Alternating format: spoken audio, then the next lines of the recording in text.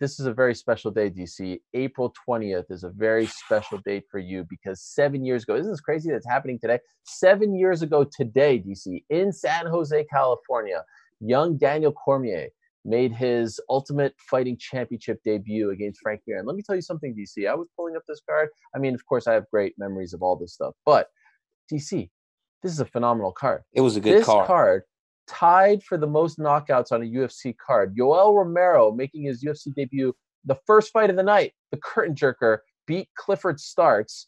Other notables on the prelims, this was when Team Alpha Male was on fire. TJ Dillashaw won. Jorge Masvidal made his debut. Benavidez, Chad Mendez had a big win. And then the main card was just off the chain. Matt Brown defeated Jordan Meehan.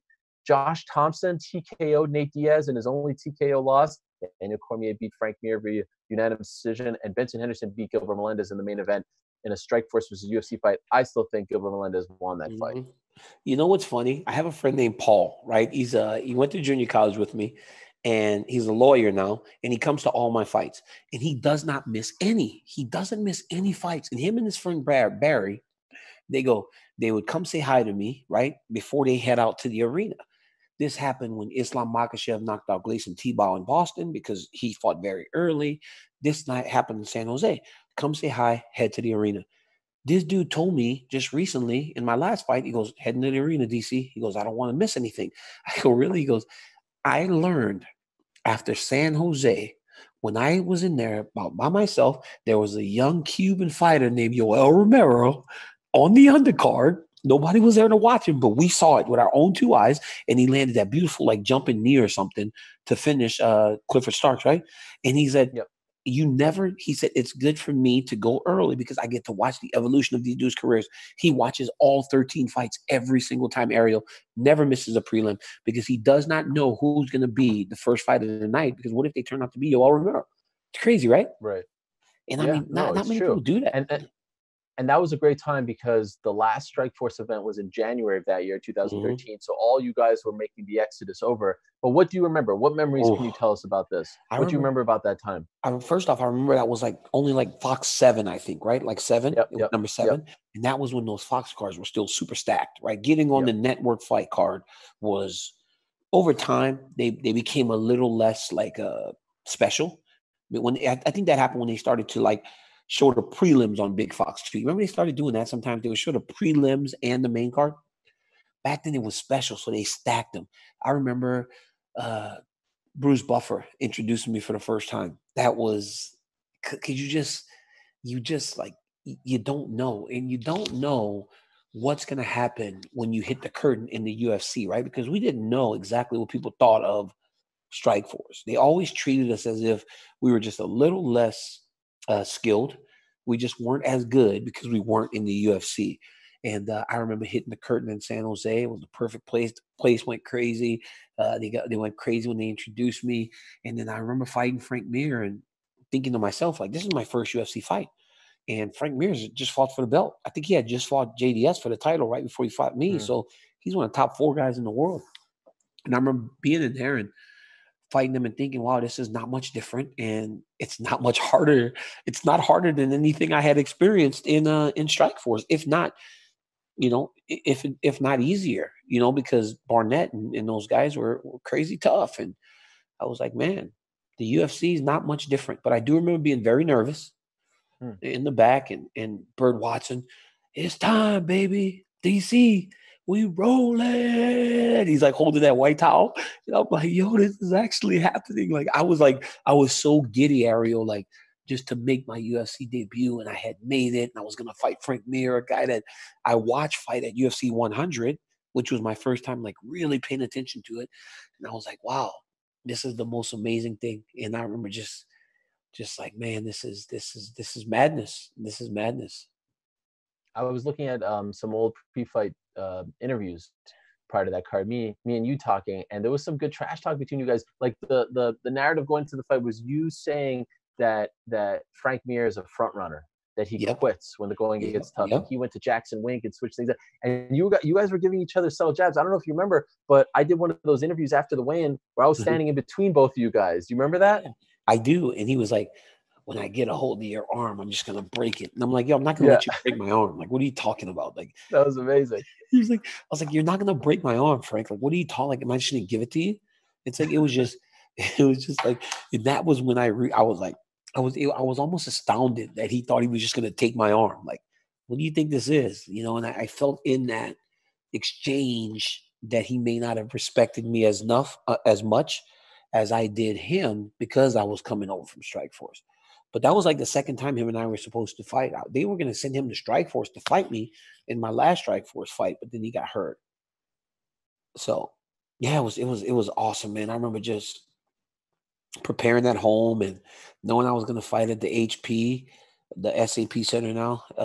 It's crazy to me that was 7 years ago, and now I fought more fights in the UFC than I did even before. Wow. I have more fights in the octagon than I did outside of the octagon. So it's crazy. Yeah, I remember being at the final Strikeforce event. You fought Dion Starring. What That a was strange bad. card that was That in was it was Oklahoma weird, City. right? It was It weird, was right? weird. It was like it a was slow death at this point. yeah, it was weird. It was very quiet. Like you had guys like Scott and those guys were there, but he wasn't really running Strikeforce anymore. It was just this weird vibe. And Dion Starring, like when they signed it, he had these photos of him looking so ripped. But then when he showed up, he like looked like the freaking dude that works at the car dealership. And I was like, what is going on? Like, who is this dude? And then he just, yeah, it was a weird thing. And then I think at the end, who fought? There was a title fight at the end of that fight card. Yeah, Nate Marquardt against Tarek Safadine. And Safadine won, right? Won, yeah. Yeah, Tarek Safadine won that fight. And it was just weird. There were a lot of people there, like 7,000 people, but it just was like, it was an odd time for Strikeforce. It was time for it to be over because you could tell that when it was bought, it didn't mean as much anymore. So it was time to just kind of move everybody over. But then when we moved over, I'm telling you, I take a lot of pride in this, right? Strikeforce, when we came over, we kicked some serious butt, man. We kicked some serious butt in the UFC when we got there. Rhonda, Amanda, Tyron, myself, Luke, Overeem, Nick Diaz. Overeem, Diaz, Musasi. We kicked some serious tail when we got over. All these guys. No, I mean, it was unbelievable. I was actually thinking about this recently because you're a very loyal guy. Help your sister. Is it? Do you need to go do something? No. Daniel just came to get his iPad to help his sister with a little bit of her work. Go ahead. You're I'm sorry. such a loyal guy, DC, to Scott Coker and to just everyone in general. Is it possible, if Strikeforce never gets sold, is it possible you just stay with them forever, that you never actually go to the UFC? Or do you think it was inevitable? Did you have to go to the UFC? I got to be honest with you, man. Like with Strikeforce, okay, at a point, right, when you become the champion and your competitive needs are filled in that arena, right? I'd beaten Josh Barnett, and Overeem had left, and I'd beaten Bigfoot Silva, and then maybe I would have got to fight Fedor, which would have been amazing. But guys that started to kind of go over, right? They were like picking and choosing the guys that they wanted. But if all the guys had stayed the same and nobody left, I think then I have to start looking at where the financials would be. Because I know that I made good money when I was in Strikeforce. But when you become a UFC champion, the money is unmatched by any other organization in the world. Like, so if you're going to truly set yourself up for the rest of your life, you had to go to the UFC. So if I would have continued on the path that I was on, winning and becoming champ, I would have probably went to the UFC chasing that money that's in the seven figures. You don't really get that in other places. I'm pretty sure Bellator has got some guys making, $1 million, but when you start thinking $2, $3, $4, $5 million, I think those types of paydays are reserved for UFC champions, and I don't think anybody else is paying that. Do you remember where you were when you found out that Strikeforce was sold? You remember how you found out? I don't know if I ever talked to you about this. Bro, I had a 700 square foot apartment, and Rashad Evans called me and goes, "We just bought you guys." I was like, "Shut up." He was like, "We bought y'all." I was like, "What do you mean you bought something?" I was like, "You didn't buy anything, Rashad." Rashad's like, "We bought you guys." I'm like, "Rashad, you didn't buy nothing. You bought nothing." But he was saying that the UFC had bought Strikeforce. But Rashad's talking like he owns the UFC. I'm like, "You didn't buy nothing, Rashad." And then I didn't believe it. And then later on, Bob Cook told me, he goes, the UFC bought Strikeforce. He goes, it's crazy. I never would have thought. And then we started thinking, like, what's next? Because before it was like Strikeforce had that tournament getting started, right? And everybody was like, that's the thing that's going to make sure that Strikeforce is able to sustain itself. But it didn't. All the delays and everything really did make it hard for Strikeforce to stay. But yeah, You I and was in Rashad my were boys like that? yeah, we were buddies. We were real good friends, and we talk every now and again now. But he, we don't talk as much as we used to. And then you were supposed to fight him in your 205 debut. I was, yeah. Friends Was fight that weird? sometimes, man. Yeah, That's right.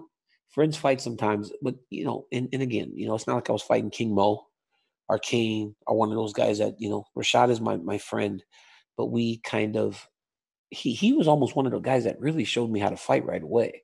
He took me out to Grudge Training Center in Colorado, and we trained together. But it was what I had to do. I was on this thing where I was fighting all these UFC champions, right? I had fought Barnett, I had fought Mir, and he was just the next guy. And so nothing was going to stop what I was trying to do, whether it was a friendship or anything. I had to go and do what I needed to do. Wasn't Kane, wasn't nobody in my gym, so I just was going to fight him.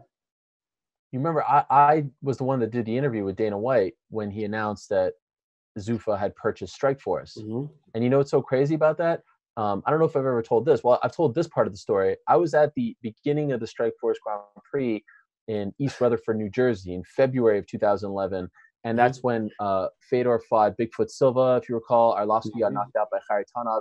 And I remember seeing Scott Coker standing way in the back, like not anywhere near the cage. He was standing in the tunnel, way in the back at the old Izod Center in New Jersey. He was wearing a long trench coat, and he was standing there just kind of like admiring everything and looking around. And I remember going up to him and saying, "What are you doing here, Scott? Like, shouldn't you be up, towards the cage?" He's like, "Oh, I'm just taking it in, this and that." And I swear to God, I remember thinking to myself, that's kind of weird that he's standing here. Come to find out later, they were very much in the midst of negotiations to sell it. And he was getting very nostalgic and sad about the fact that it was coming to an end because less than a month later, they sold it to Zuffa, and he didn't want to sell it. It was his partners who sold it, right? Yep. The owners of the San Jose Sharks. But here's where it's crazy, DC, how I got that interview, how I got that scoop.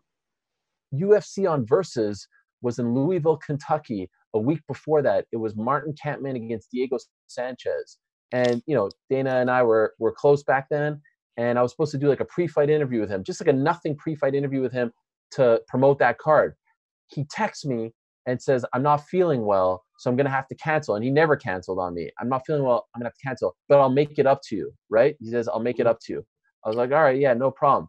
A couple days later, he says, "I'm going to make it up to you." And I said, "Cool." He goes, "Do you know how?" I said, "No." He goes, "Come to Las Vegas and I'll make it up to you." And I said, "Well, why do I need to? I live in New York. Like, what do I need to come to Las Vegas?" He goes, "Do you trust me or do you not?"